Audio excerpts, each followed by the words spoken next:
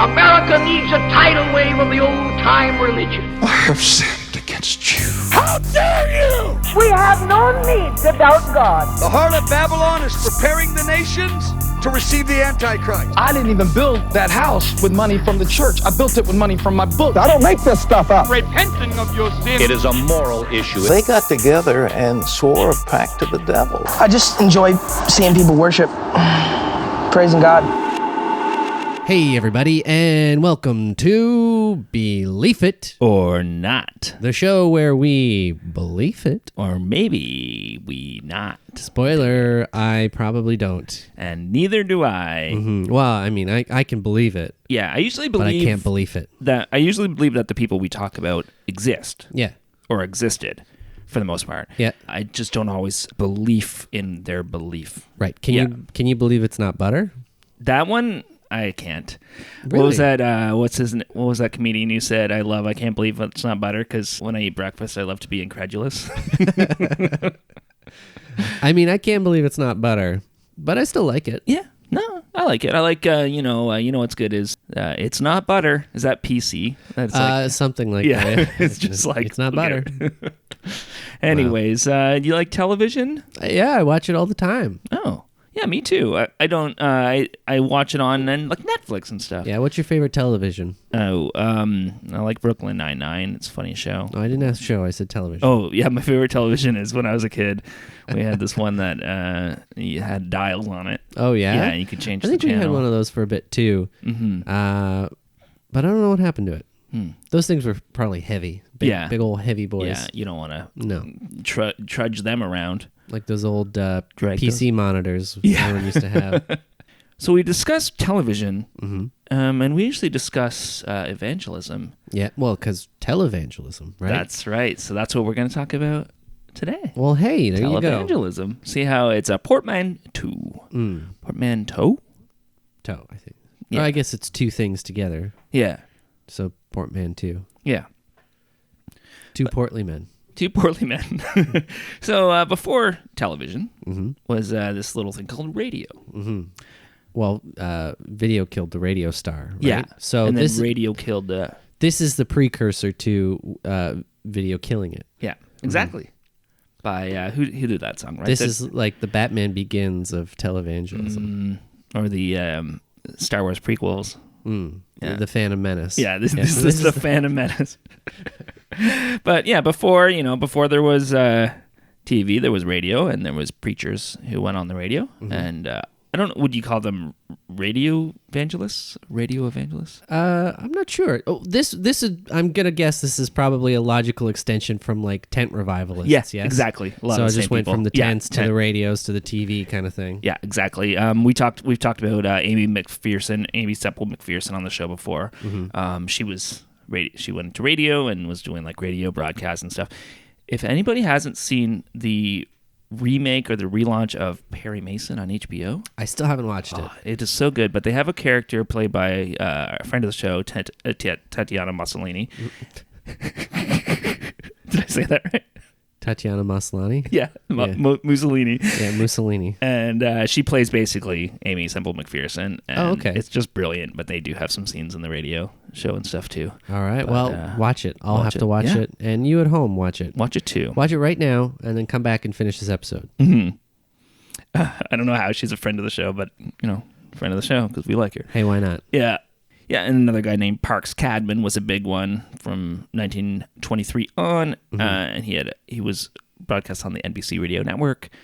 And one of the big, famous ones, though, was this guy named Charles Coughlin. He was a Catholic priest, and he was very anti-communist, very anti-Semitic, and just a very, outspoken, angry man. But he got, lots of listeners and riled people up, which could have led to...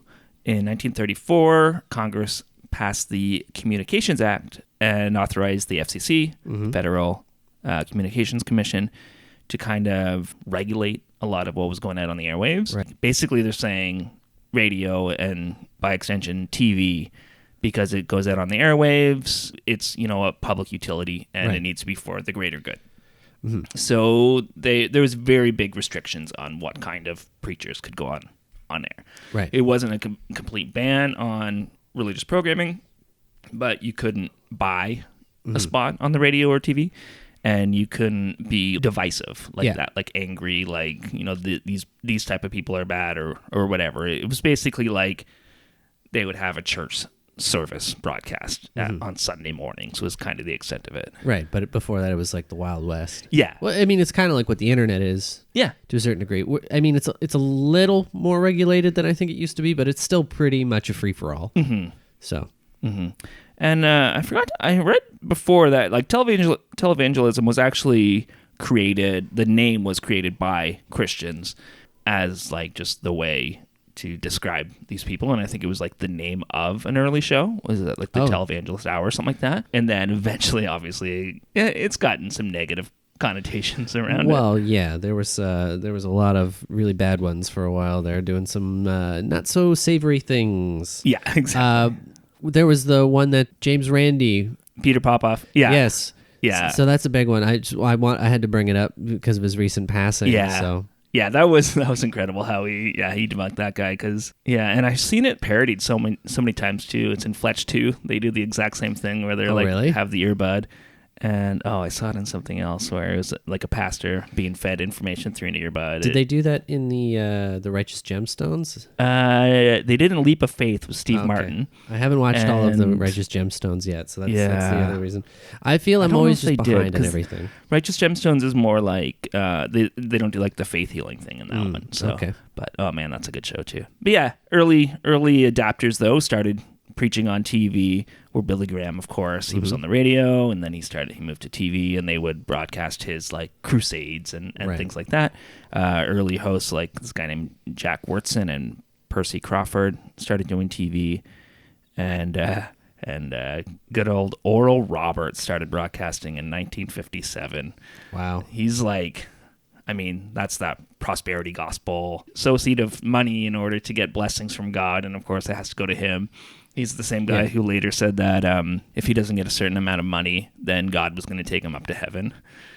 Like by a certain date, then God would kill him and take him up to heaven. Hey man, if that's what God wants, that's what God gets. Exactly. So I always find it very funny when the preachers will say things like that, where if it's something that affects you or anyone else or people dying, God works in mysterious ways and we have to trust him. Yeah. But if it's your bank account, for some reason, we all have to take action to help you. Yeah, exactly. It's such a bullshit double standard. Yeah. Oh, yeah, for sure. 1956 is when Jerry Falwell started preaching on TV too with the Old Time Gospel Hour, which again, it's that classic, even the word revival, it's like there's always that wanting something from the past that never really existed in the past, and always like hearkening back to some greater time. Well, that's the dangerous thing about nostalgia, right? Yeah. Is that you always put it up on this weird pedestal, and it's always remembered better than it actually was. Yeah. And you always forget all the bad stuff. Yeah, exactly. And, a lot of people really, really cling to that nostalgia. Yeah. And, sometimes things might have been better for one thing or another, but overall, you got to know things are progressing. Yeah, exactly. So there was this outspoken atheist named Madeline Murray O'Hare, who was against like a lot of non-church state separation stuff and like really, just an activist, right? And I think she was called the most hated woman in America. Oh. And they made a movie about her, which I think kind of villainized her a little bit. I'm not sure, but I wouldn't be surprised. There is a propensity in states to really kind of prop up the Judeo-Christian side of things and really tamp down the non-religious side. Yeah. I mean, just look at politics, right? Oh, I mean, if you don't say that you're a good Christian man, there's, a pretty good chance you're not getting elected. Yeah, exactly. Which is very sad. Well, we're recording this before the election, so we don't know the outcome. We're hoping Joe Biden is your president or president-elect right now, but who knows? As of recording, Trump recently just announced that he changed denominations. Oh, okay. Because he was raised Presbyterian, so he always said he was Presbyterian, but because of Paula White, he's now come out and said he's non-denominational Christian, which means like straight up evangelical American Christian. Okay. Like, yeah. So it's a weird, I think that's like him right before the election trying to anchor in with the Christian right. And my thing about that is, how could anyone watching think that Donald Trump is Christian in any way. Yeah, exactly. He doesn't believe in any 2 of that. Corinthians. Yeah. No, he doesn't believe in any of that shit. Yeah.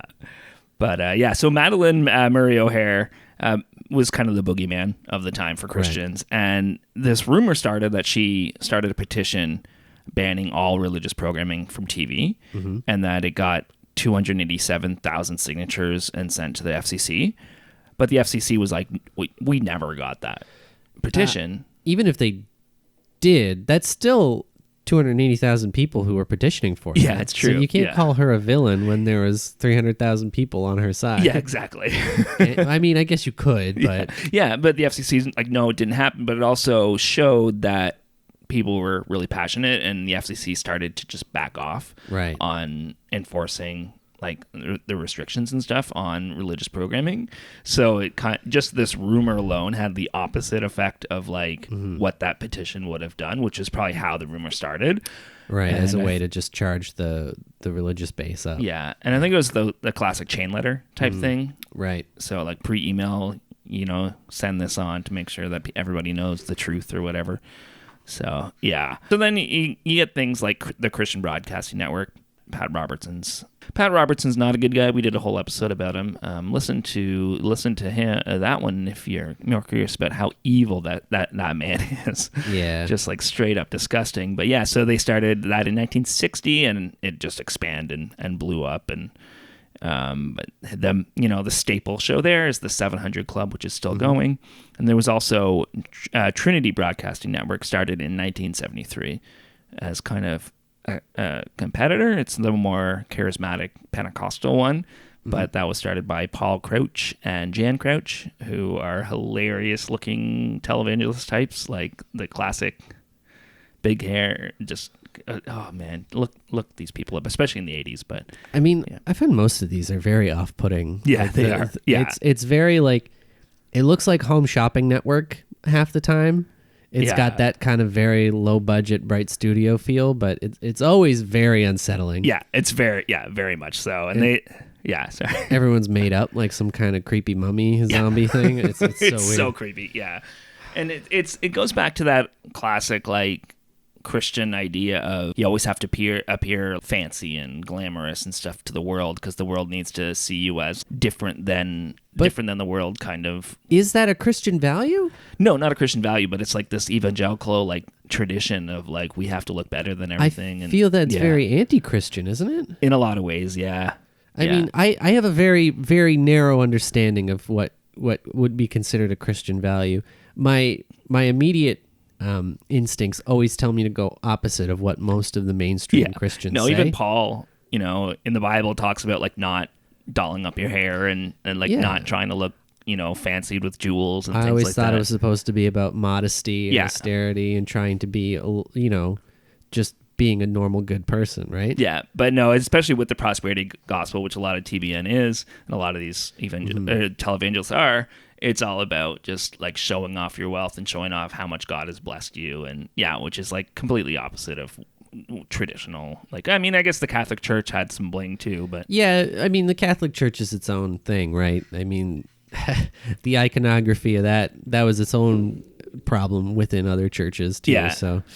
Yeah, it's true. And then even that's one of the big things about the Reformation, where a lot of churches after that wouldn't even have like a cross up or, everything was just like plain wood. It's not about the building. It's about, the worship or whatever. I'm wondering how much of that is just tied into the influence that the Catholic Church had over different monarchies and things like that, Yeah. I'm sure a lot of it was just them trying to tie into state power. Yeah, it's true. Yeah. And now it's about just getting power with money and convincing people to give them power. Look at it again. We'll go back to the states. Yeah, I mean, you have to be a good Christian person in order to get through with people. If I can almost guarantee right now that if one of the candidates for the United States president had said that they are an atheist and they don't believe in God, they wouldn't have made the nomination. No, it's starting. I think some more local governments and stuff. There's starting to be progress with that, right? But as of now, like the president, you're not gonna. Well, I think the other problem is I'm sure there's a lot of the younger people who don't give a shit, but they're not voting. That's the other problem. So the people who are voting are still almost unanimously like has to be a good Christian. Yeah, exactly.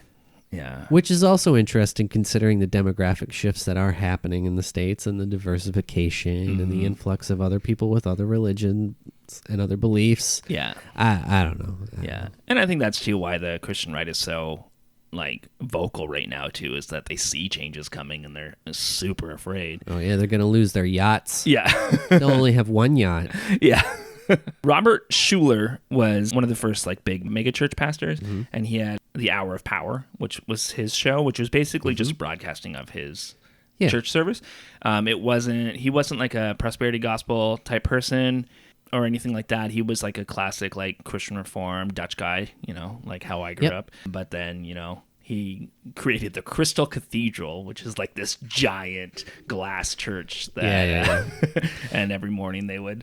Is that the one that they did a parody of in The Simpsons where Homer was being dragged along by the blimp? Yes, it is. And his naked butt just skidded up the window the whole way? Yeah. I remember as a kid we would watch it, and I remember I just watched The Little Rascals. And then one of the kids who was in The Little Rascals, like the movie like from the 90s? In the 90s, yeah. The kid that was in The Little Rascals was in the choir. Really? Yeah. Which kid? Oh, I don't remember which one. I think it was, oh man, I'm going to look it up, but I remember being like, is that the kid? And then even Robert Schuller, like in his sermon was like, isn't it cool or something like, isn't it interesting that we have, he loves church so much that even though he's a big actor now or something like that. Yeah. Was it Spanky? I don't know. Maybe it was Spanky. I'm going to find this out. Okay, we'll find out. Yeah. But he was kind of, like that. His whole thing was about, good self-esteem and feeling good about yourself and all that. So, I mean, of course, he was filthy rich as well, but at least his words weren't as damaging. A little less nefarious to some of these other people. Yeah, like Jerry Falwell, meanwhile, at the same time, starting the Christian right and starting the moral majority and using his platform to hate on gay people and try to outlaw abortion. And here we are in 2020. Yeah. We got a Republican-backed Supreme Court. Yeah. And, everything's going to be out the window. Who knows what the hell's going to change? Yeah. I know people are worried about Roe versus Wade getting overturned. I was saying, I don't know if they're going to do it. I feel, if anything, they might hold on to it just so they can kind of say, like, see, you were worried about nothing while they take down a bunch of other shit. Yeah. And they're like, but we didn't take down Roe versus Wade, so I don't know what you guys were worried about. We're just doing our job. Yeah, because all the justices are like, oh, right, we still have to take care of our mistresses. We have to make sure that they can get abortion. Otherwise, what are we going to do? Yeah.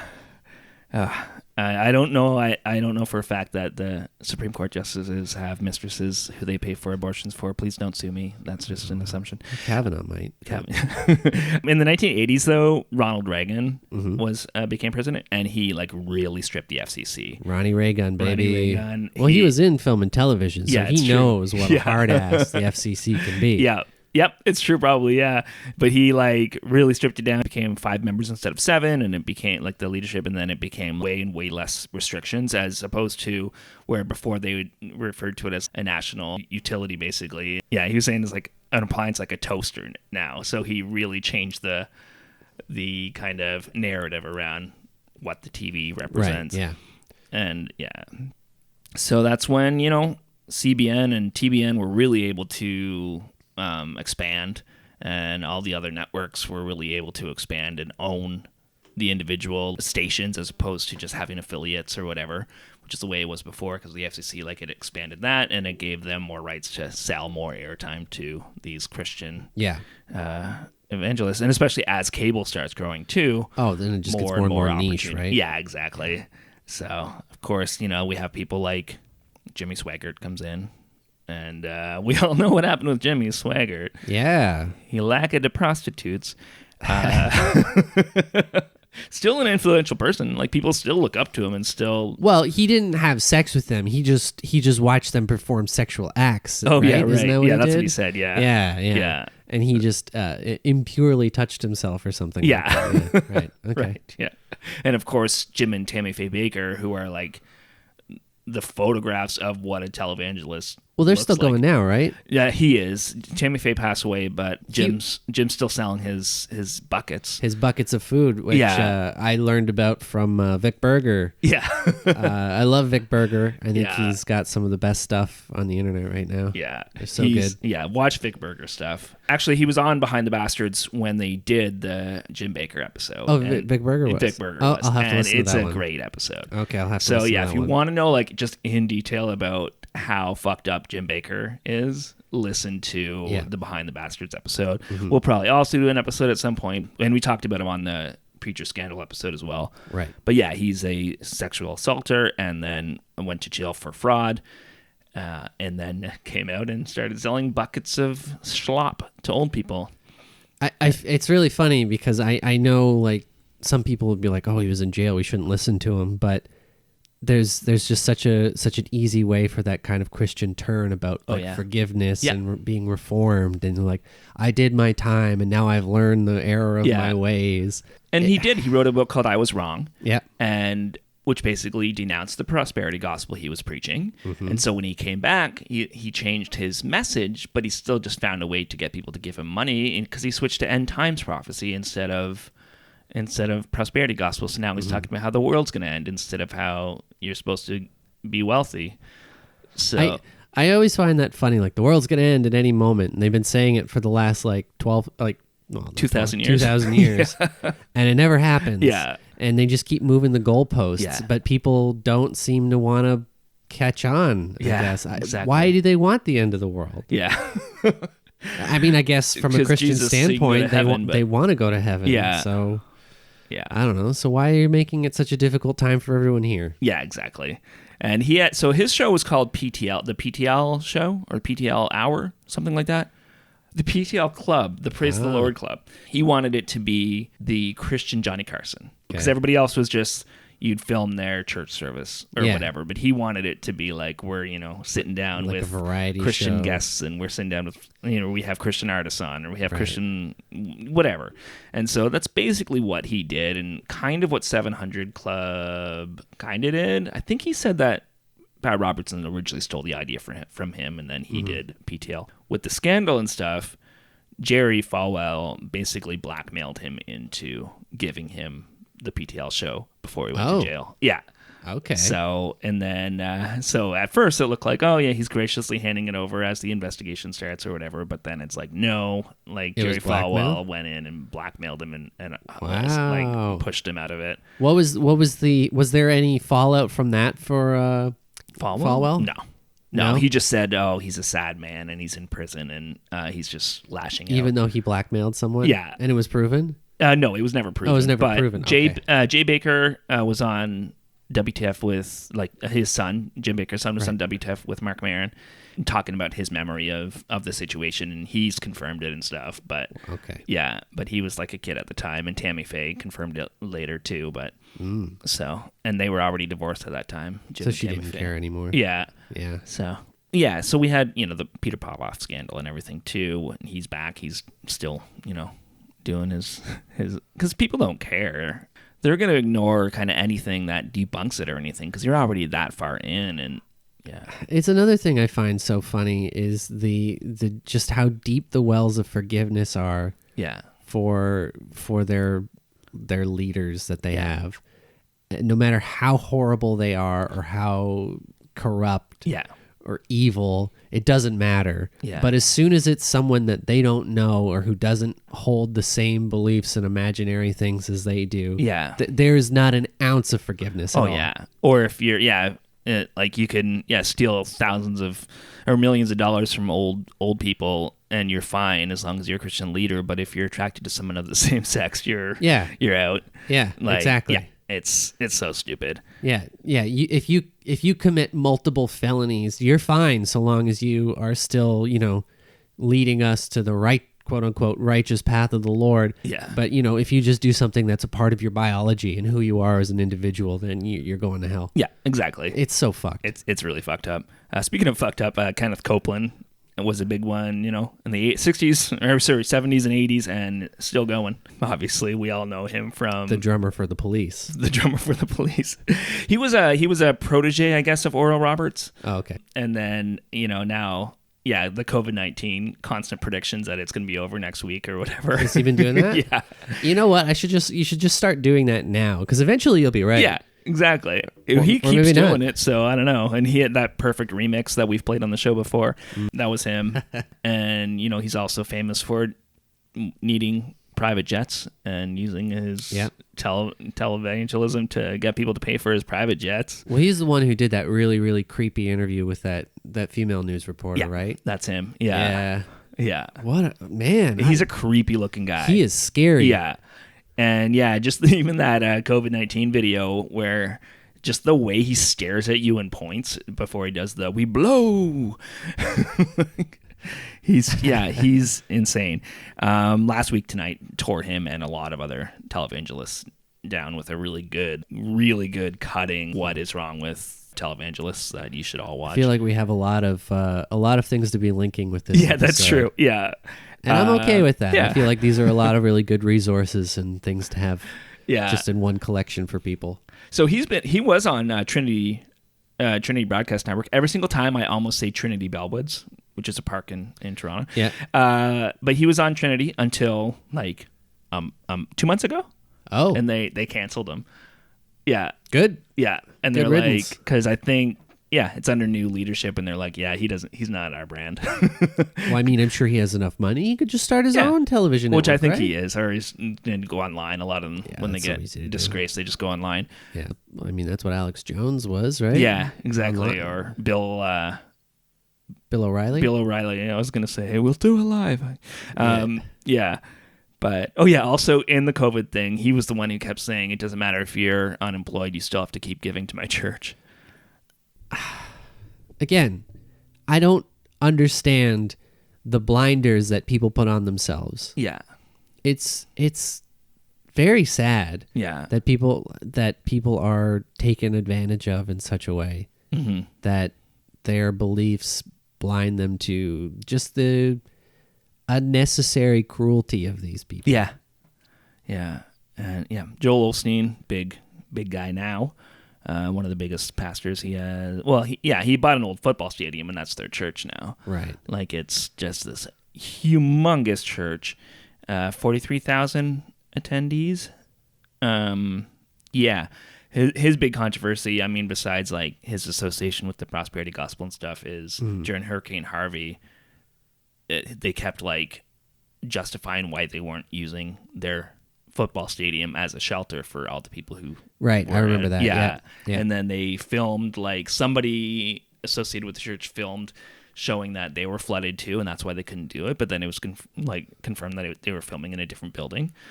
And then eventually they opened the doors and said, yeah, come on in. And then they were like thanked by the city for being like this amazing resource and stuff. And Wow. yeah. Joyce Meyers is a big one. She started doing radio in 93, and then eventually started doing TV, and has been investigated for just how much money she makes, and like investigated by the IRS and stuff like that, because there's so many, sure, you don't get taxed as a pastor, but if you're selling books, you have to pay taxes on that. And then if you have of course. 10 million houses, or I mean like 10 houses or whatever, you can't call them all like church property. Oh no, Yeah. not that. So That's like, another thing that bothers me. yeah. Which I don't know if she did, but yeah, she was investigated by the IRS, and like, yeah, she's, your basic, I think there's some prosperity gospel, but it's more like feel good. No, just tax the churches. Yeah, tax the churches. Yeah. Creflo Dollar's another one. Just a huge, mega church, televangelist, prosperity gospel. Another one who asked for a jet from his congregation. And then a few years ago was also arrested for hitting and choking his daughter. Oh, his okay. 15-year-old daughter was preaching by that Sunday. Was back in Wow. the mega church preaching by that Sunday, and said that the devil was out to get him. Uh-huh. And- The devil, as in you beating and choking your own daughter, that's the devil somehow. That's the devil's amount. Yeah. Because he was probably possessed by the devil. No, he said she was being disrespectful, and he just like he spanked her, but it's not as graphic as they What? said, and she blew it out of proportion or whatever. Oh, okay. Yeah, so it blamed his Right. child. Uh-huh. Yeah. A 15-year-old child. Yeah. Right. Okay. Yeah. Because she wanted to go to a party, and yeah. Can you imagine being spanked at 15? No. I think I was spanked like twice in my life. I don't know if I can't even think of it. it wasn't enough that it traumatized me. Yeah, it was like one of those things where it was kind of the way to do it at the time, but Yeah. my parents hated it. And it was like, I think they spanked us a couple times. I'm like, no, this isn't good. And they just Yeah. never did it again. My parents just waterboarded us. Oh, yeah, It that's was good easier, too. yeah.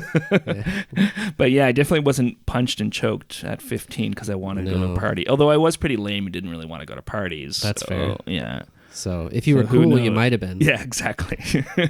But there's, so I mentioned some televangelists. Mm-hmm. There's a plethora of them. Oh, I can only imagine. Yeah. And yeah, a lot of people don't like them. It's not synonymous with like a good guy anymore. I think No. you say televangelists and you kind of shudder. And I think that's why a lot of religious leaders hate the term televangelist. And they'll be like, no, we televise our church just so that people can see it, but I wouldn't call myself a televangelist or whatever. Like I just care about getting the word out there. And So you're an evangelist on TV. Yeah, exactly. So you're a televangelist. You're a televangelist. Right. Okay. Yeah. Some of the controversies that people have pointed out, not controversy, but issues, is that like a lot of them are non-denominational. So they just start their own church and do their own thing. So there's no overseeing and there's no accountability from like higher ups or anything. It's just Like a cult. Yeah, like a cult. Yeah. Okay. Obviously, the prosperity gospel is one of the biggest things in televangelism. So that's its own issue where it basically would rather people be poor and they have all their money than like... Oh, like a cult. Like a cult. Yeah, Right, okay. exactly. Right. Yeah. Right. Yeah. And then another thing is, the church-state separation thing where these guys get so many tax exemptions for being churches, but still will have presidential candidates on their show to promote their, election or whatever. Like Kenneth Copeland had Mike Huckabee on multiple times in 2008 when he was running, and different people, and they just like straight up promote. Oh, for sure. Well, that's the thing, right? The money's there. Yeah, exactly. And that's what they want. They have some sort of influence, and those are the people who they know are going to vote too. Again, back to that. Yeah, exactly. Those are the people who are voting. Yeah. And that's why things are so fucked up. Oh, I guess Pat Robertson did make a prediction this year about the election. So, I mean, okay. you guys are hearing this afterwards, but if You can tell Donald us if Trump it was was true or not. reelected, then he was right. Pat Robertson was right. About what? Donald Trump being reelected. Oh, okay. Yeah. So he predicted that Donald Trump would be reelected. Yeah, and he also said something about like how it would be the country would kind of rebel and people would be really upset and there'd be lots of rioting in the streets and stuff. And Right. I don't think predicting a 50-50 bet shows that you are some sort of prophetic mind. Especially it just shows since he's that been you wrong so many times. flipped a coin. Yeah. You got lucky. Yeah, exactly. Yeah, and then in 2007 there was a giant investigation, like a Congress investigation of many of the different televangelists, like Kenneth Copeland and his wife Gloria, Creflo Dollar, Benny Hinn, who we didn't talk about much, but he's just such a sleazy guy. One of the things when he was being investigated is he repented publicly about the prosperity gospel and said he wouldn't preach the prosperity gospel anymore and that he was changing his ways. But he's still asking for money. He's just using different words. Don't they all do that though? Yeah, they get that's what Jim caught. Bakker did. They whine. They say that they're going to change their ways and they've seen the error of their ways, Yeah. but then they just go back to doing the exact same thing they've been doing. Oh yeah. It's like an abusive boyfriend. Oh, exactly. Yeah. And these people just don't know how to get away. Do you think that this forgiveness of a lot of these televangelists, and especially from the money side, has to do with that kind of almost hero worship of the rich and famous? That kind of idea, like, oh, the American dream is that you can make all this money, and we're all just down on our luck millionaires waiting to get our chance to get that cash back. Yeah, I think so. I think there's a lot of that, and it's that what's that fallacy where it's like that you've bought in so far, right? That you don't want to admit now because you've already spent thousands of dollars or hundreds of dollars on this person, and now you don't want to admit that you were wrong. So now it's no, you got to cut your losses and get out of there. Yeah, it's true. Yeah, you got to stop. Yeah, exactly. Yeah, and Paula White was also investigating that. That's the televangelist who is telling Donald Trump, whispering in Donald Trump's ears about how to, get Christians on his side. Right. She's very problematic. Was it in the John Oliver thing? But just talking about how when she's talking to a black audience, she'll like put on this kind of inflection And yeah, she's a issue. Somebody told me she was married to the lead singer of Journey. I don't know if that's true or not. Oh, but okay. That's a left turn. yeah. Let's actually look that up right now. Yeah, so she's married to Jonathan Leonard Friga, professionally known as Jonathan Cain, and he's an American musician, singer, and songwriter, best known as the keyboardist for Journey. A keyboardist for Journey. Yeah, and he also worked with the Babies and Bad English. Okay. Yeah. Yeah, I've never been a huge Journey fan, to be honest. Hey, don't stop believing. You know what? I'm gonna. Oh, okay. Yeah. So that's kind of televangelists in a nutshell. Right. What are your thoughts on it? They're like game show hosts. Yes. They're so full of shit and overly cheesy and overly starched and produced. Yeah. Yet they fool everyone into thinking that they're decent human beings. Yeah, exactly. Yeah. And then everyone who's there is taking a chance by being there. Are you saying Pat Sajak isn't a good human being? I don't know. I don't know enough about him. Oh, okay. That's true. Me neither. I'm sure he's fine. Yeah. I mean, I'm not saying that they all are, because there are exceptions. I'm sure Pat Sajak's fine. Yeah. I know Alex Trebek's fine. Yeah. I'm not even saying that game show hosts are all bad. But televangelists, yes. Oh, they're pieces of shit. They're pieces of shit. Yeah. Steve Harvey, Family Feud. He's a piece of shit. He's not a good guy. No. Yeah. His views on women, not that good. Not good. Not that good. Nope. Steve, if you're listening, you're not a good guy. Go fuck yourself. He's also said that atheists shouldn't run for office. Yeah. And that you shouldn't date an atheist. He is part of the problem. And there are people like that in positions of authority. Yeah. Being a well-known public figure who like to push that kind of bullshit. Mm-hmm. Mm-hmm. Mm-hmm. But should we do a Christian rock lyric? Let's do a Christian rock lyric. Can't you see you're not making Christianity better? You're just making rock and roll worse. So this one is by a band called All Star United. Were they big fans of Smash Mouth? They were before Smash Mouth. Oh. Yeah. Were Smash Mouth big fans of them? They must have been. Must have been.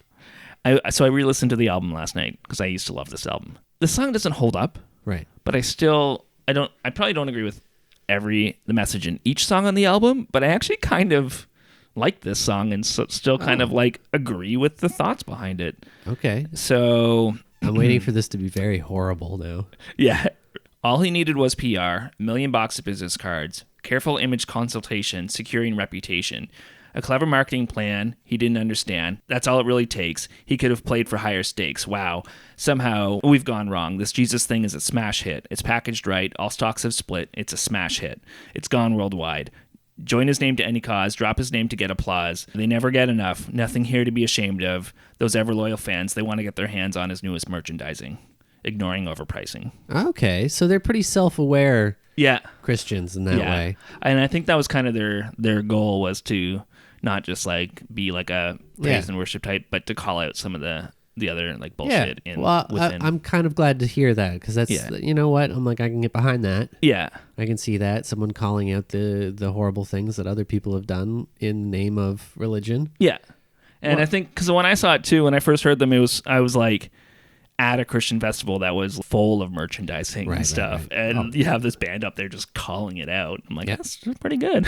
Yeah, and as they should, because I mean, we've talked about this before. We're not trying to vilify everyone who believes in this stuff. Yeah, and we know that there are lots of really good people who do believe it and everything. It's just the large scale problems that are a result of these things, and the people who take advantage of those people who have that good faith. Yeah. Is the problem that we have. And so it's nice to see someone in a position where they are kind of a role model or a figure of some authority being like, this is all bullshit. Yeah, it's true. And that's, I haven't agreed with everything he's done, but Steve Taylor is the same way, where he'll call out bullshit within the church, which is good to see. Yeah. Well, it's like I was telling you, I was in an argument earlier on Facebook because they called out, because I released this video. Everybody knows that. You should plug the video. Yeah, there's a delay here. But, I released this video called You Deserve Love Despite What the Church Told You. Mm-hmm. And somebody wanted to get in a theological debate about it. Right. Like, I don't understand theology. And it's like, no, I know what you believe. and I'm not saying that everybody who has these beliefs are like wrong or bad people.